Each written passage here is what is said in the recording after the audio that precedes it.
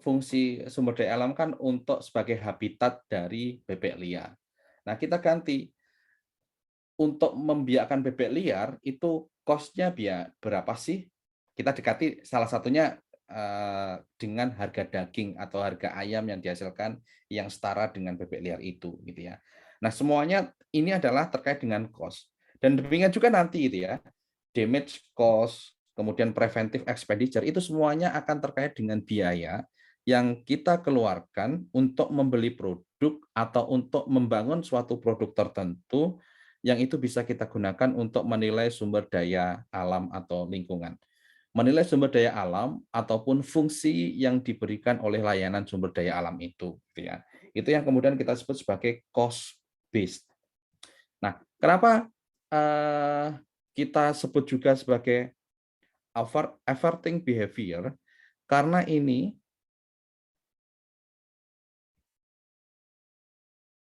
nanti akan terkait dengan perubahan perilaku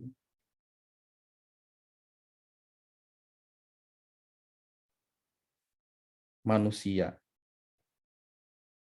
Oke, perubahan perilaku manusia seperti apa? Ya, misalnya adalah ya membuat produk gitu ya, membuat produk yang mempunyai sifat atau fungsi yang sama dengan sumber daya alam. Ini terkait dengan uh, replacement cost. Oke, mungkin perubahan perilaku manusia untuk mencegah kerusakan. Ini membuat produk atau pengganti, kemudian mencegah kerusakan, atau perilaku manusia yang harus menanggung biaya akibat kerusakan.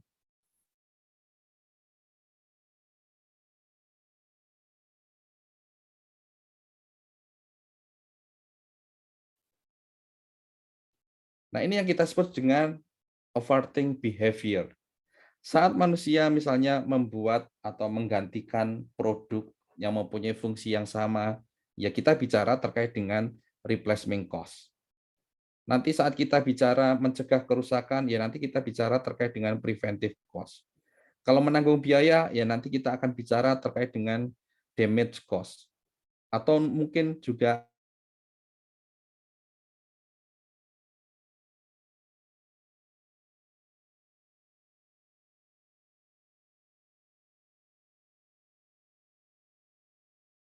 akan terkait dengan human capital approach gitu ya. Sekarang kita akan fokus ke dua hal ini karena materi kita pada hari ini adalah terkait dengan ini damage cost avoided dan preventive expenditure. Nah, saat kita fokus ke dua hal ini, kita bicara terkait dengan damage cost, kita bicara terkait dengan preventive expenditure, kita sebenarnya bergantung pada asumsi. Nah, asumsinya apa? Asumsinya adalah yang pertama bahwa orang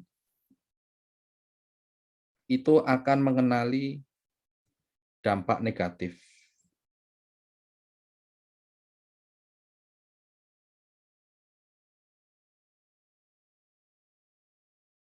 kerusakan lingkungan. Oke. Jadi orang tahu dampak yang dihasilkan oleh kerusakan lingkungan. Oke. Kemudian yang kedua adalah asumsinya adalah bahwa orang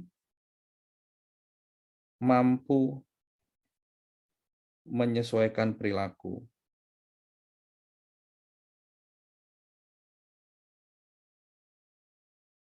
untuk mencegah kerusakan.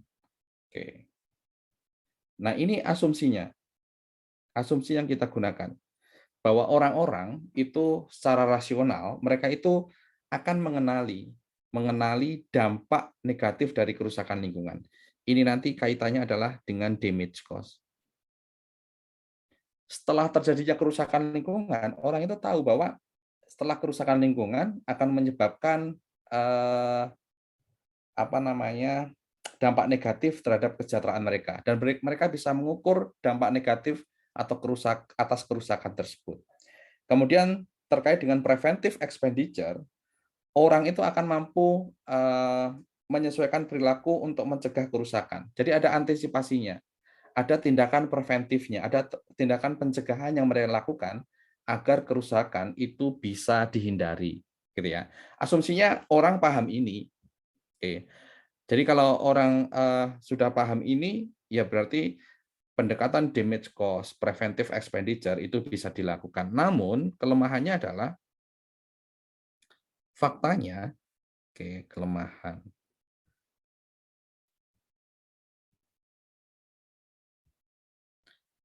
Faktanya tidak semua orang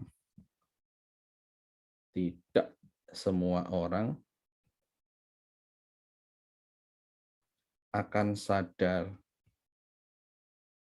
terhadap dampak kerusakan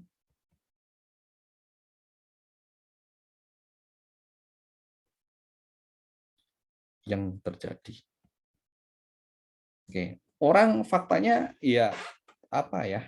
eh, Tidak semua orang itu sadar terhadap dampak kerusakan dari lingkungan itu, sehingga mungkin orang itu juga akan tidak mau untuk melakukan tindakan pencegahan, sehingga preventive expenditure yang dilakukan itu juga mungkin akan apa ya, sulit diukur karena memang tindakan nyatanya apa ya, tidak mencerminkan dengan potensi kerusakan yang akan dihadapi, gitu ya. Itu kelemahannya. Oke, sekarang kita akan bahas satu persatu dari damage cost, kemudian terkait dengan preventive expenditure. Mungkin hari ini kita tidak latihan soal karena waktunya sudah terbatas, tetapi paling enggak hari ini kita tahu konsepnya, mungkin latihan soalnya nanti bisa menyusul. Oke, yang pertama yang akan kita bahas adalah damage cost.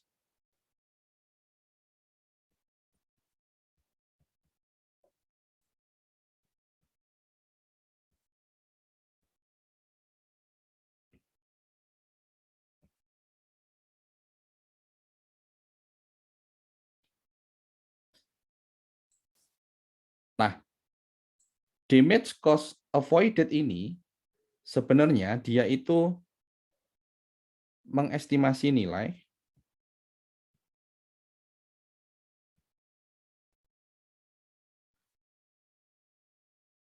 berdasarkan biaya yang dihasilkan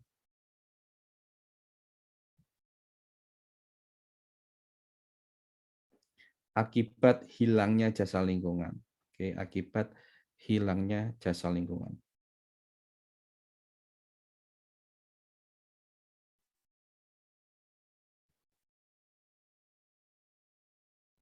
Nah, ini yang kita sebut dengan damage cost avoided. Mengestimasi nilai ekonomi berdasarkan biaya yang dihasilkan akibat hilangnya jasa lingkungan. Kita menggunakan terminologi biaya yang menunjukkan ini merupakan bagian dari cost based method tadi, gitu ya. Nah, ini prinsipnya adalah mungkin sumber daya alam itu dia mempunyai fungsi lingkungan, gitu ya. Dia mempunyai fungsi di mana fungsinya misalnya adalah untuk mencegah banjir.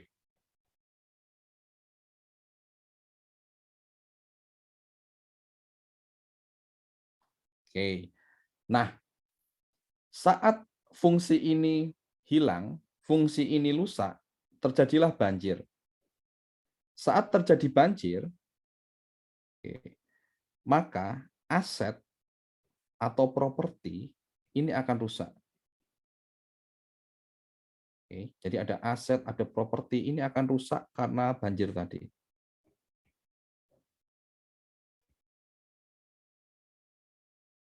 Nah, damage cost avoided tadi adalah nilai dari fungsi sumber daya alam ini adalah dengan kita melakukan penilaian terhadap properti atau aset yang rusak tadi.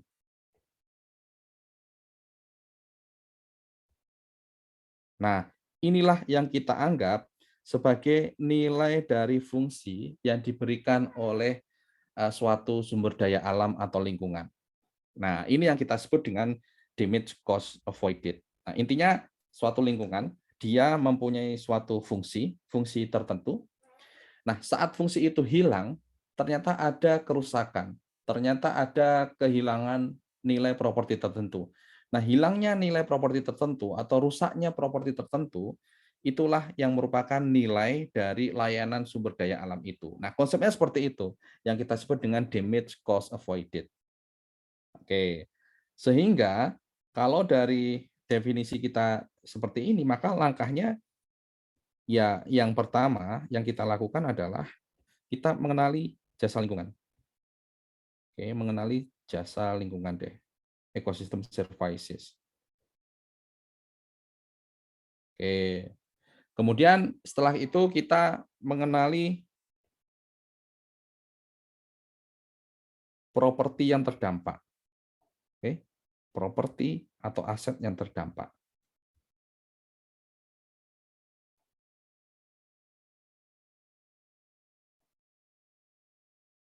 Oke, baru kemudian kita mengestimasi biaya kerusakan.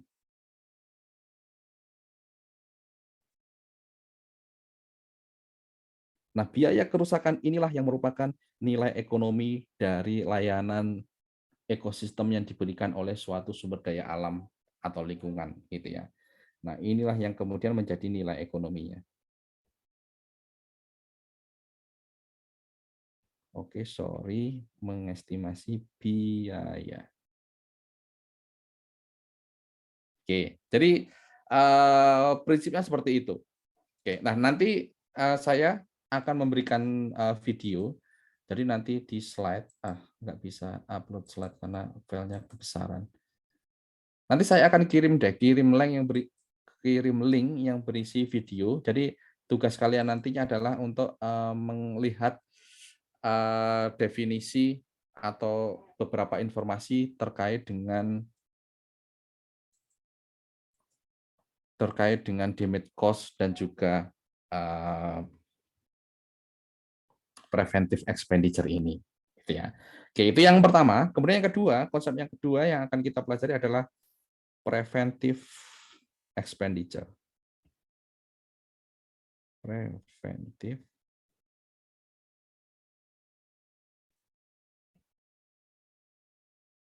expenditure.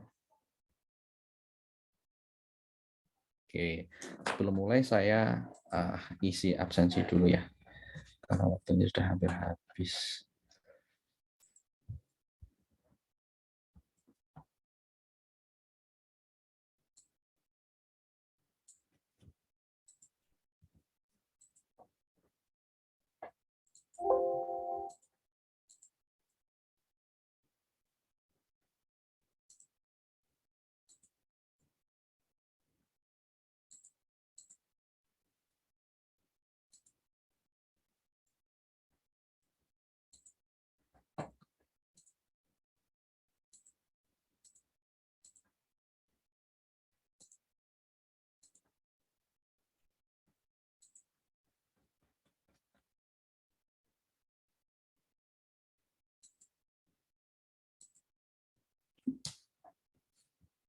Oke, sekarang kita beralih ke preventive expenditure. Nah, ini disebut juga dengan mitigasi, oke, mitigate atau defensive expenditure.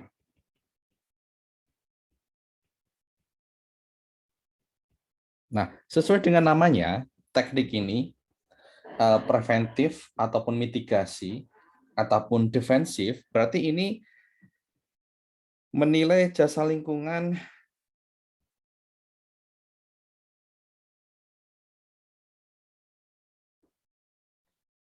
dengan melihat seberapa banyak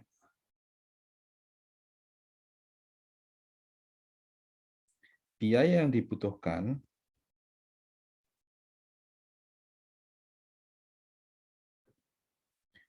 untuk tindakan pencegahan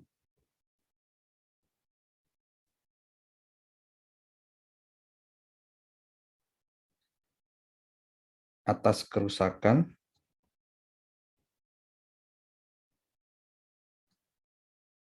jasa lingkungan tertentu. Oke, jasa lingkungan tertentu. Nah, inilah penekanannya. Kita menilai jasa lingkungan tertentu dengan melihat berapa biaya yang kita keluarkan untuk tindakan pencegahan ya atas hilangnya jasa lingkungan tersebut. Nah, ini poinnya. Poinnya adalah ya kita yang kita lihat adalah berapa banyak uang yang dikeluarkan agar kerusakan itu tidak terjadi. Oke, makanya ini kita sebut dengan tindakan yang preventif tadi. Nah, dari kedua hal ini, misalnya ya macam-macam gitu ya, misalnya ada terasering ataupun kegiatan apapun yang bisa dilakukan agar bisa mencegah terjadinya kerusakan. Nah, kedua teknik ini, baik itu teknik damage cost maupun preventive expenditure, ini sebenarnya apa ya? Sebenarnya tidak secara persis mengukur nilai dari suatu sumber daya alam atau lingkungan, gitu ya. Karena apa? Karena ini yang di pertemuan sebelumnya kita sebut dengan proxy, gitu ya. Jadi ini hanya sebatas proxy. Kita tidak mengukur dengan pasti, berbeda dengan market ini, gitu ya. Cuman kan beberapa hal itu tidak ada nilai pasarnya, sehingga kita butuh proxy. Oke, baik direct maupun indirect proxy, gitu ya. Nah, oleh karena itu, saat kita menggunakan teknik damage cost ataupun preventive expenditure, ini biasanya kita menyebut bahwa nilainya itu nilai dari suatu sumber daya alam itu merupakan paling tidak sama dengan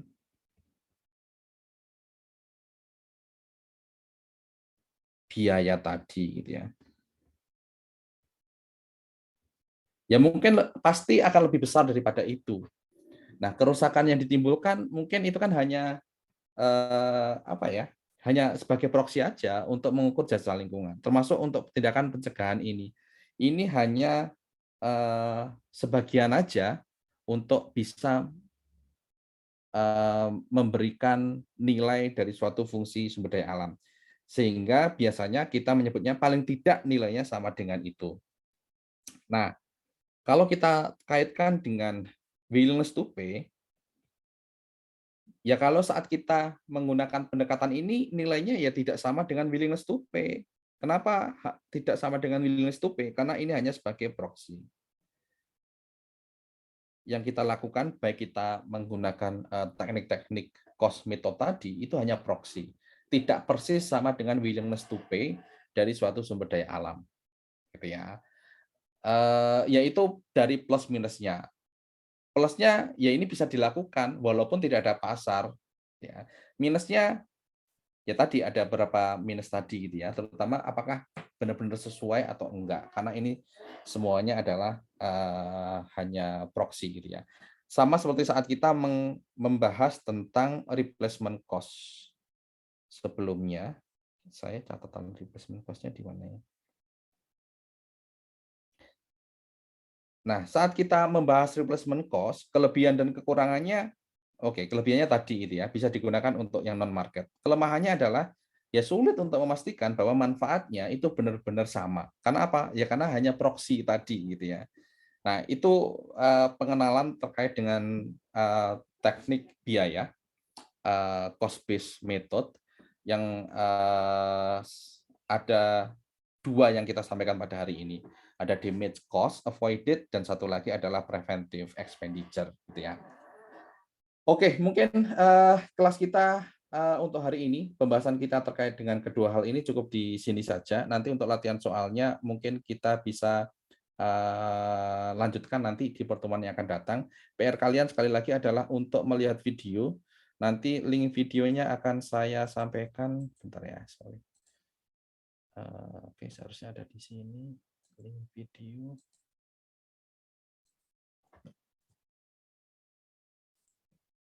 Link video. Ada 5 video pendek yang perlu kalian lihat. untuk memberikan apa ya, pemahaman terkait dengan teknik-teknik ini. Oke, sorry bentar.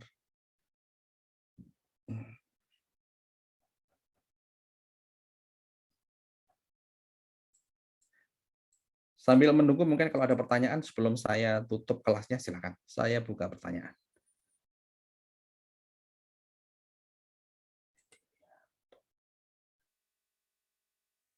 Ini kali ya.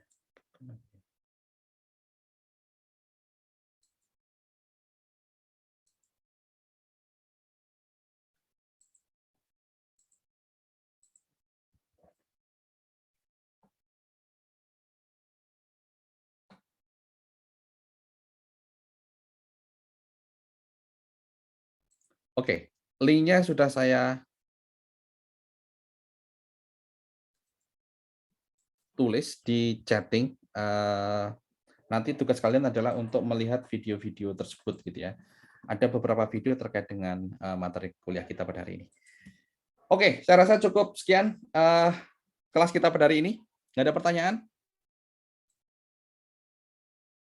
Oke, kalau nggak ada karena waktunya memang sudah habis, kelas saya tutup sampai ketemu lagi 2 minggu lagi ya. Karena minggu depan kita libur kan ya? Iya, Pak. Oke, jadi sampai ketemu lagi nanti 2 minggu lagi gitu ya. Kalau ada pertanyaan, kelas saya tutup. Selamat siang semuanya. Assalamualaikum warahmatullahi wabarakatuh. Salam sejahtera bagi kita semuanya.